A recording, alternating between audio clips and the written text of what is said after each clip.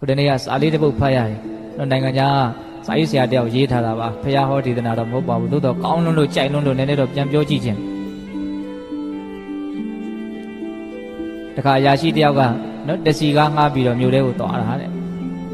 တစီလေးနဲ့သွားတာပေါ့ဒါမြို့လေးရောက်တော့လမ်းတနေရာရောက်တော့ကားတစ်စင်းကဘွားဆိုရှေ့ကနေပေါ်လာတိုက်တော့မလို့ဖြစ်သွားတာပေါ့အဲ့ဒါနဲ့တစီသမားကလည်းအလွန်ကျွမ်းကျင်တဲ့ကားကိုကွတ်ချလိုက်တယ်မတိုင်ဘူးဟောစရာကောင်းတာရှေ့အမှားတဲ့ကားသူတို့ရှေ့ကကွေလာတဲ့ကားသူကလည်းမှားသေးတယ်အဲ့ဒါကားတကားဖွင့်ပြီးတော့အယုဒ္ဓနတ္တဆဲပြီးတော့လက်သီးထောင်ပြတော့အရန်စိတ်ဆိုးဘူးဒါပေမဲ့နောက်ကတစီသမားပြုံးနေတယ်ပြန်ပြီးတော့လက်ပြလိုက်သေးတယ်ဘာမှမဖြစ်ဘူးအဲ့ဒီအရာရှိကအလွန်အံ့ဩတယ်တဲ့။အထင်လည်းကြီးသွားပါဒီတစီသမားကို။အဲ့ဒါနဲ့မမေးပဲမနေနိုင်ဘူးမေးတာပေါ့။နေသမ်းပါအောင်ပေါ့။ကျုပ်တို့ခဏလေးခုနတုန်းကဆိုတာကားတိုက်ခံမဲ့တဲ့နည်းနည်းလေးပဲလိုတော့တယ်ပေါ့။ခမရနဲ့ကျုပ်ဆေးရုံရောက်တော့မှလည်းနည်းနည်းပဲလိုတော့တယ်။ဟိုလူကသူလည်းမှားသေးတယ်ခမရကိုဆဲလဲဆဲသွားတယ်လက်သီးလည်းထောင်ပြသေးတယ်။အဲ့ဒါတော့ခမရကပြုံးပြုံးရွှင်ရွှင်နဲ့နော်။တီးခံပြီးတော့ဘလို့နီးနဲ့ဘလို့စိတ်ထားနဲ့အဲ့ဒါကိုခမရတုံ့ပြန်နိုင်တာတော့။အဲ့လိုမေးတဲ့အခါကျတော့တစီသမားပြောတယ်တဲ့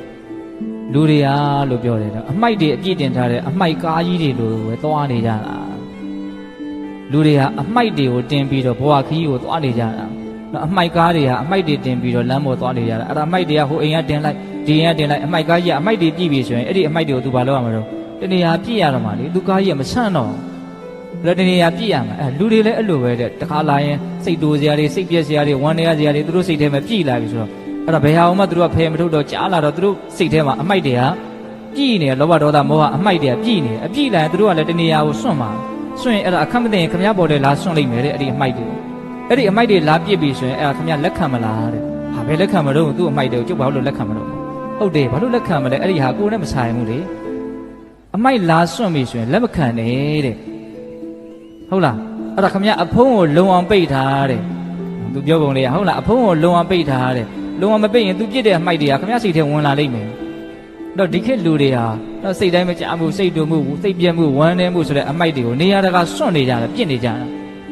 ဦးဇင်းအဲ့ဒါလေးကိုချဲ့ပြီးတော့စဉ်းစားပြီးတော့ဟုတ်တာပဲလို့တချို့ဆိုရင်အမိုက်တွေကိုတော့ဓာတ်ရိုက်ကိုနဲ့စကားပြောပြီးတော့ထည့်တာရှိတယ်လို့ကိုယ်တည်းကိုတဆင့်ထည့်နေတာတွေလည်းရှိတယ်သတင်းသားတွေကထည့်ကြတာလည်းရှိတယ်အမိုက်တွေတီဗီတွေကနေထည့်နေတာလည်းရှိတယ်တီဗီတွေကနေအမိုက်တွေဖြန့်နေတာရှိရနော်ဟုတ်လားပြီးတော့ဘယ်တွေကထည့်သေးတော့Facebook တွေကနေထည့်အောင်မရှိဘူးလားအမိုက်တွေကိုကောင်းနဲ့ရောက်မလာဖို့ရေးကြည့်ရနော်အဲ့ဒါသူပြောတဲ့စကားလေးတခုဘုံဘုံကသဘောကျတယ်လူတွေကိုအမိုက်မပြစ်အောင်တားဆီးလို့မရဘူးတဲ့လူအမျိုးမျိုးစိတ်ထွေးပဲဒါပေမဲ့ကိုယ်ကောင်းတဲ့ကိုအဲ့ဒီအမိုက်တွေရောက်မလာအောင်တော့ပိတ်ထားလို့ရတယ်တဲ့တေချာစင်တာတော့ဒီစကားတော်တော်ကောင်းတယ်ဟုတ်လားလူတွေကိုအမိုက်မစွန့်အောင်မိုက်မပြစ်အောင်ဦးဇင်းတို့လုပ်လို့မရဒါပေမဲ့ကိုယ်စိတ်ထဲကိုအဲ့ဒီအမိုက်တွေကူးဆက်မလာအောင်တော့ဦးဇင်းတို့တားလို့မရဘူးလားရတယ်ငယ်ငယ်ကဆရာတော်ဘုရားဥဇောတိကရဲ့တရားတစ်ပုဒ်ထဲမှာလည်းပဲကြပြလေးတစ်ပုဒ်ဆိုပြီးတော့နိုင်ငံသားရေးတဲ့ကြပြဆရာတော်ရေးတဲ့ကြပြတစ်ပုဒ်ဆိုပြီးတော့အဲ့ဒါလေးလည်းစိတ်ထဲဆွဲနေတာတစ်ခုရှိတယ်အဲ့ဒါကတော့ဘာပြောလို့ဆိုတော့ကောင်းငယ်မှာငှက်တွေပြန်သွားတာကိုပြန်မသွားအောင်ဦးဇင်းတို့တားလို့မရပါဘူးတဲ့နော်ကောင်းငယ်မှာငှက်တွေပြန်သွားတာကိုပြန်မသွားဘူးလို့တားလို့ဦးဇင်းတို့မှာအစွမ်းမရှိဘူးငှက်တွေပြန်မှာပဲ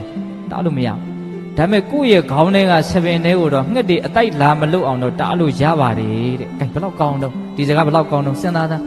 ဟင်ဒီကမာကြီးတွေအကုန်လုံးနားလည်နိုင်တဲ့အစွမ်းရှိမလို့ဦးဇင်းကယုံကြည်ပြီးတော့ပြောနေတာနော်။ကောင်းငင်မှာပြန်သွားတဲ့ငှက်တွေကိုတားနိုင်တဲ့အစွမ်းမရှိပါဘူး။သို့တော့ကိုယ်ခေါင်းထဲက7မို့တော့ငှက်တိုက်လာမလွတ်အောင်တော့တားလို့ရတယ်။ဒီခံခြင်းနဲ့ပတ်သက်ပြီးတော့စကားတွေထွက်သွားတာနော်။ဒါဘာပြောချင်တာတော့ဘာတွေဘလို့ပဲတွေ့ရကြုံရပြင်းရမြင်ရဟုတ်လားမြင်ရကြားရကိုယ့်ရဲ့စိတ်ကိုမတူအောင်ဒေါသမဖြစ်အောင်ဦးဇင်းတော်ကမလုပ်အောင်တော့စူးစမ်းရမယ်သိခံရမယ်ဆိုတော့ပြောတာဟုတ်လား